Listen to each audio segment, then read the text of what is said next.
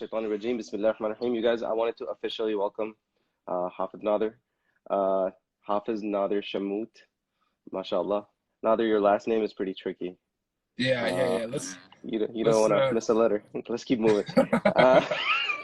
MashaAllah, Hafiz, somebody who doesn't really need an introduction, part of our core academy. Please make dua for him. He's going through a very hard time studying MCAT. Yeah. Allah bless you, man. Jazakallah khairan. So today, inshallah, we're starting Hadith 217, and I don't know if you know Nadir, but I'm like borderline addicted to biographies. So as we're starting this Hadith, we're seeing a companion of the Prophet we have not seen yet, which is none other than Anas ibn Malik radiyallahu anhu, a very young companion of the Prophet sallallahu alaihi wasallam. In fact, he was only 10 years old when the Prophet moved to Medina, and he is an Ansari, a Khazraji. And Anas radiallahu anhu is one of the greatest transmitters of hadith on record. I think nearly like 2,200 plus hadith. Now, I have a question for you and also for the audience. And you guys feel free to chime in case we need to bail out Hafiz Nadir. So the question is simple. Amongst the companions of the Prophet sallallahu alaihi wasallam, there's something called the 2,000 club, 2,000 plus club. These are the companions who have narrated 2,000 hadith or more. And then there are only 4 who kind of make it to this list. We call it the 2,000 plus club. You know how on YouTube you have the billion club? Yeah, so this is the 2,000 club. And I already gave away one of them, which is Anas. You only have 3 people to guess. Bismillah. I think I know two. Bismillah, go ahead. Is it Abdullah bin Umar? Is Abdullah bin Very Umar? Very good. Excellent. Abu Hurairah radiallahu an. Very good. You got it. Excellent. I'm going to give you a big hint. Actually, let's see if the audience can figure out. The third one. Aisha. Very good. There you go. Here you go. Mustafa killed it. MashaAllah. Barakallah feed. These are the 4 who have hit 2,000 plus, man. That's a lot of hadith, man. Of course, there are others who have narrated 1,500, 1,600. We got some runner-ups, but 2,000 club is a very exclusive club, and Anas is one of them. Well, the question is, how did he manage to narrate so many hadith? That's a lot, man. A lot to memorize, a lot to transmit. Well, the reason is because he's got to study with the Prophet ﷺ for 10 years. How did that happen? Who hooked him up? His genius mother. Anas himself tells us that when the Prophet ﷺ moved to Medina, my mother took me by the hand and she went to the Prophet and she said, Ya Rasulullah, you being in Medina, everybody's on cloud 9 and people are so happy, so everybody's kind of giving you gifts. Well, guess what? I can't afford any gift, but what I can afford to do is gift you my son. Literally. He's like, I can gift you my son. I'm hoping that he becomes your personal assistant. And he's going to pull his weight. He's going to do whatever you need him to do. I'm just hoping you can take him under your wings. And like the reason this is so genius, Nadir, is because people are not wising up to this. Like, who can be a better mentor and tutor for your kid than the Prophet sallallahu alaihi wasallam? She knows Prophet is about to get real busy mentoring people and teaching the Ansar, because Ansar have not been with the Prophet so far. He's like, let me get him into the roster before the roster fills up.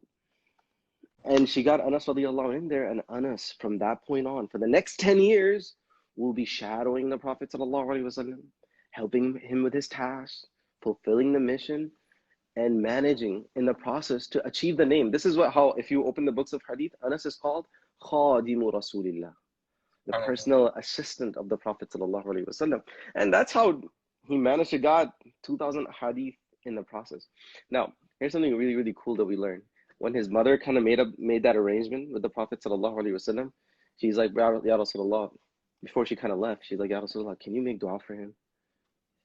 And man, I call it the spiritual insurance policy. Like, she's like, I need the dua of the Prophet behind my kid. She's like, Ya Rasulullah, can you make dua for him? So the Prophet ﷺ started making dua for him that, Ya Allah, increase him in health, wealth, and children. Health, wealth, children. And you guys, this is so crazy. Historically documented that Anas was one of the last companions of the Prophet ﷺ to pass away. He lived up to 100, and he passed away 93 Hijri, one of the last companions to pass away. And Anas himself tells us, as he's sitting with his students, that because the Prophet made dua for, again, health, that's why he got a long life. And then children, Anas tells his students, were you to count my children and grandchildren and great-grandchildren, it would be 100 plus. SubhanAllah. 100 plus.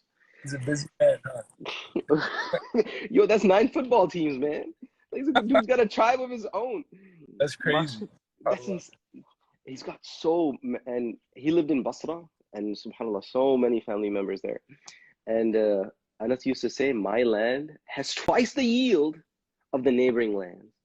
Because once again, the dua of the Prophet sallallahu alaihi wasallam. So this is a little bit of an introduction to Anas radiyallahu anhu. Now, what we're about to share with you, this is, man, to me, this speaks volumes about the Prophet sallallahu alaihi wasallam. And we learn so much. Like, we get a glimpse into the personality of the Prophet through this. Anas radiyallahu anhu, after telling us that he served the Prophet for 10 years, he gives us one reflection that summarizes the entire 10 years. Because, you know, you may have a question in your head. How was it working for the Prophet sallallahu alaihi wasallam? How was it shadowing him and getting to interact with him? Because everybody sees him on the outside as this brilliant political leader and statesman and the Prophet and the leader and the teacher. But what's he like inside? Because Anas got the inside scoop. So Anas says something to summarize the entire 10 years. And you guys, I'm going to hold you all hostage before I kind of reveal that. This tells you just a glimpse of who the Prophet was, speaks volumes, like I said, about his personality. And that's what we're trying to do with these hadith, learning these mannerisms. Because, you know, religiosity without mannerisms becomes crude, man. One thing recently happened to us, Hafiz Nadir, is that my wife and I, a few months ago actually, we were at the doctor's appointment and we were sitting in the lobby, and a lady from our community came and she sat right next to my wife. And my wife, you know, she had Ibrahim in her hand and she was playing with him, doing the whole, you know, doing motherly things. And they started having a conversation. And as they're casually conversing, my wife is holding on to Ibrahim. My wife notices that she doesn't ask to hold Ibrahim. You know, normally people are like, oh, can I hold him? Like, can I see him? And people get excited around babies, but she didn't ask. So my wife didn't want to be that person who's like, you know, my baby's too good for you. So my wife kind of offers, she's like, you know, would you like to hold Ibrahim? She's like, yeah, I would love to. So she kind of held him, played with him a little bit. And then after a bit, she gave it back. And then she says to my wife, man, this is why we learn manners. She says to my wife, thank you for letting me hold him. Because people in my family, they don't do that. I was like, why? He says, because Allah did not bless me with kids. So they kind of have this thing that I might jinx them or their kids out of hasad and evil eye. They don't let me do that. That's whack, man. So whack. Dude, I was floored when my wife told me this. I'm like, this is so obnoxious, man. Like, bad enough you don't have kids, and then to make her feel like a pariah on top. That's sad. It's really sad, man. That's why these manners are so important. Anas radiyallahu anhu says, I served the Prophet for 10 years.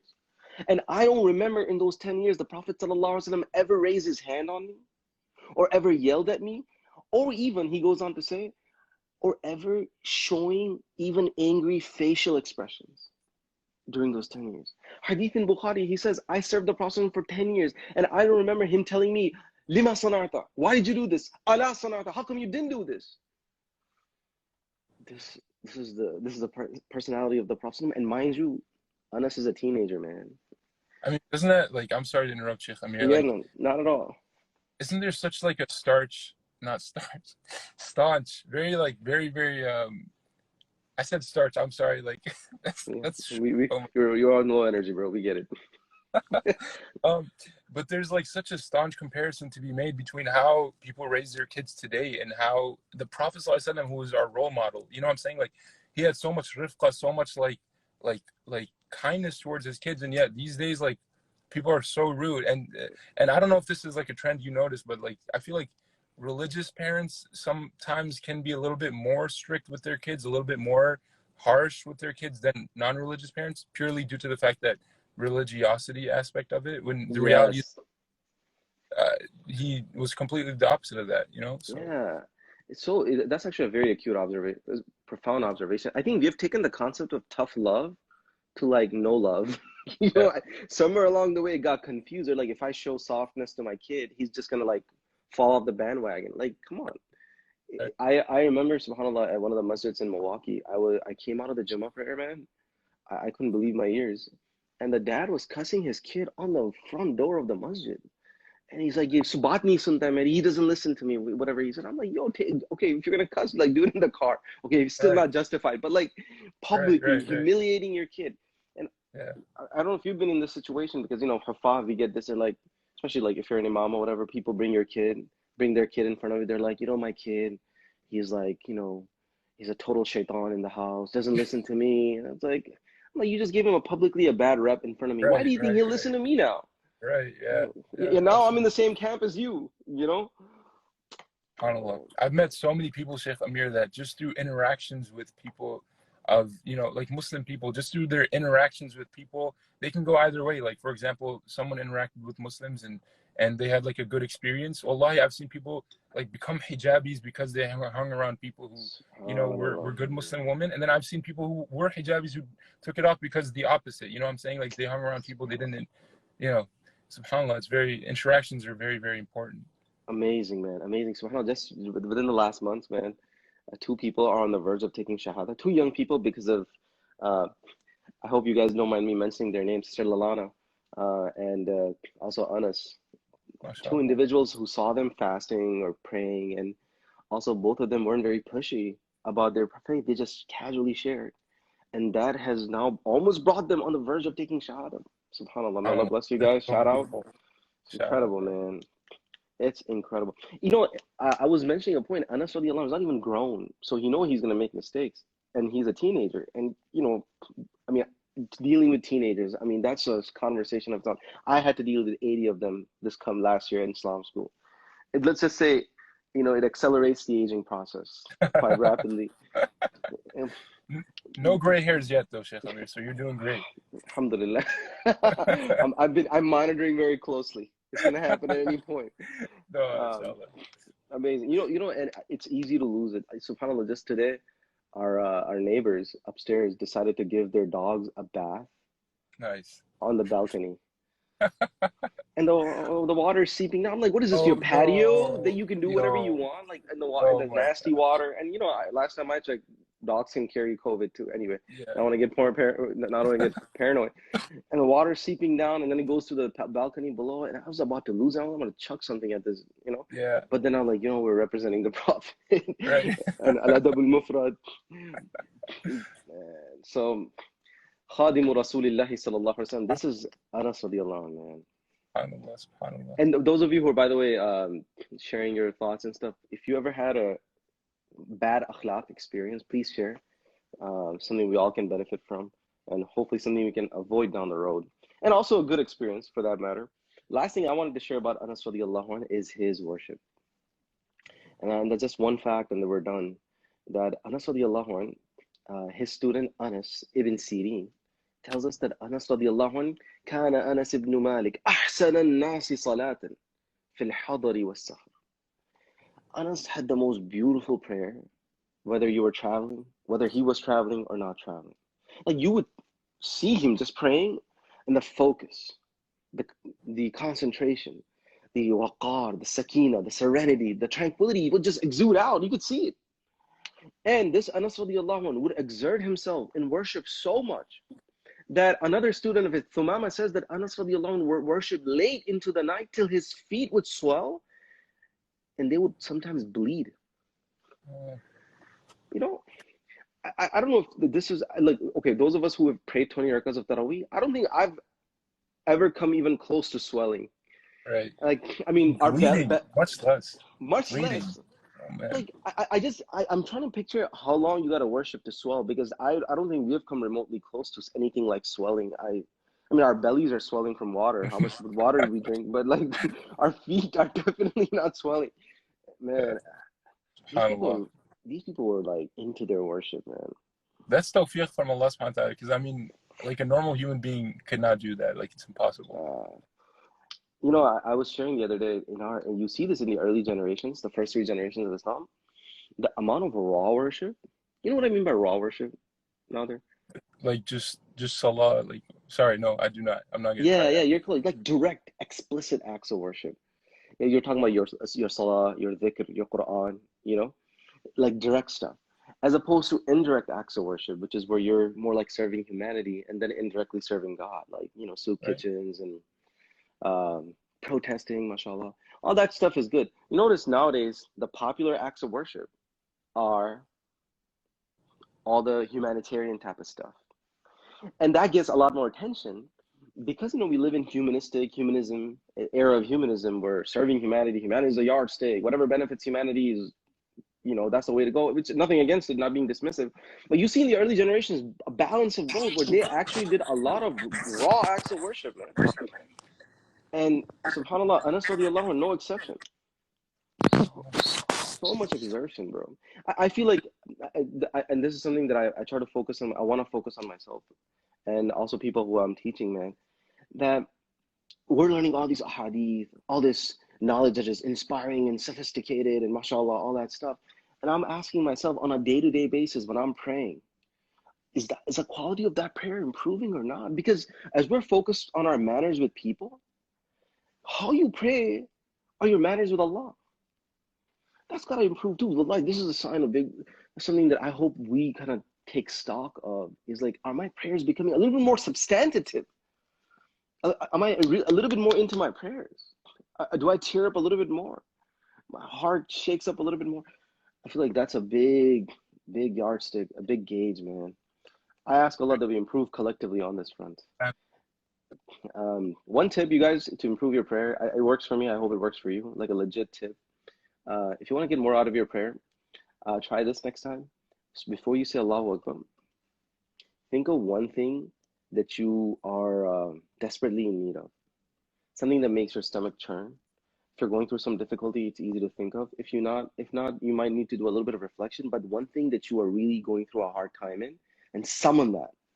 And once that is on the, you know, forefront of your mind, then say Allahu Akbar. It's a little bit selfish way of going about your prayer, but with that need in center and squared, now when you pray, you're essentially praying to get that need fulfilled, and it's amazing what it does to your focus. It works for me, so I wanted to just put that out there. Test it out for sure, inshallah, tonight. Please do, inshallah. I mean, MCATs are coming out. It's your job, easy on that front. Yep. I was gonna share one more thing, Sheikh Ameer, and obviously, I was hoping to get your opinion on this. SubhanAllah, like you were mentioning early on, you're talking about how his mother, like, right away, she's like, "This is my son. Like, please use him as you know, please." Basically, like, she gave her son to him for the deen. You know what I'm saying? This sacrifice. We don't see that today, unfortunately. Like this desperation for I don't know. Like, people are so reluctant to go into deen studies, and when you see someone go into it, you know, it's such a huge deal. But that was just the norm back then. SubhanAllah, that's actually a very powerful observation, man. I'm glad you brought that up. You know, in Pakistan, there's something called boarding school. There's a whole concept of boarding schools. Like Maulana Tariq Jamil, he said, he still complains about it till today. He's like, I got sent to boarding school way too early.